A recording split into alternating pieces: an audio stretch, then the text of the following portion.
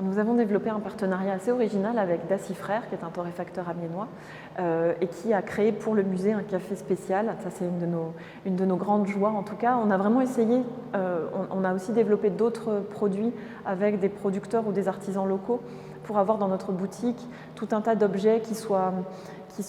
Alors, l'idée, bien sûr, c'est de les vendre, mais c'est surtout d'inscrire le musée dans un territoire, dans un maillage, de faire appel à des acteurs locaux et de créer ensemble des choses qui nous font plaisir et qu'on aura plaisir ensuite à partager.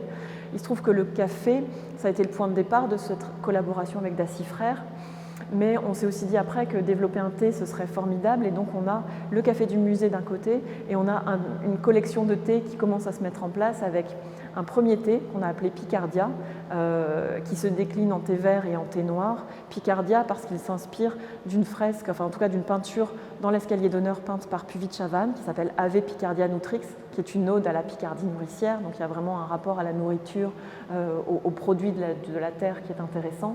Et dans les deux cas, chez Dacy Frères ou chez Georges Cannon, qui est la maison avec laquelle ils ont co-développé ce thé, ils se sont vraiment inspirés de leur visite au musée, des fruits, des fleurs qu'on voit dans le parcours de visite, notamment autour des fresques de Puvis de Chavannes.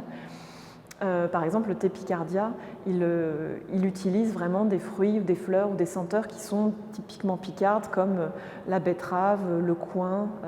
Ça fait vraiment partie de choses qu'on ne trouve pas forcément dans les thés ordinaires. Ça donne une vraie identité.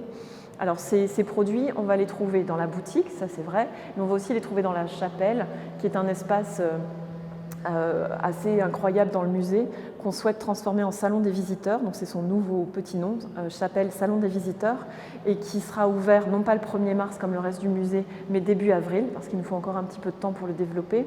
On a prévu d'y installer des canapés confortables, des meubles qui permettent de jouer avec l'histoire du musée, que ce soit avec des dispositifs un peu interactifs, mais aussi avec des livres, avec des jeux qu'on a développés. L'idée, c'est vraiment d'avoir un espace dans lequel on se sentira à l'aise pour s'installer tout seul ou en famille, pour faire une pause dans le parcours de visite. C'est un espace qui est vraiment dédié aux visiteurs de musée, qui n'est pas accessible sans billet du musée, mais par contre, c'est vrai que par exemple, le musée est gratuit pour les moins de 26 ans, donc on a aussi une politique d'abonnement à un prix très attractif qui est développé. Donc moi j'espère vraiment qu'on aura des habitués qui viendront régulièrement et qui se sentiront particulièrement à l'aise dans cet espace. Le thé, le café, en tout cas c'est comme ça qu'on envisage les choses au début, seront en libre accès, donc chacun sera libre de s'en servir et on testera et on verra au bout de quelques mois si ça marche, si c'est apprécié, si on arrive à gérer la chose, enfin voilà. Mais pour moi c'était important de créer cet espace de convivialité.